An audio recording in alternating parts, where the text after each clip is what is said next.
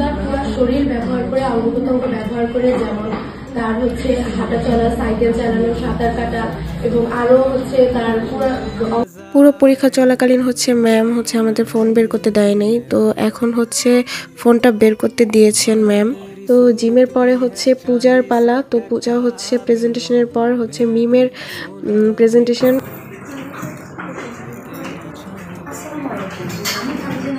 আজকে আমার প্রেজেন্টেশনের বিষয় সিকোয়েন্স অফ মোটর ডেভেলপমেন্টের দশা সম্পর্কে।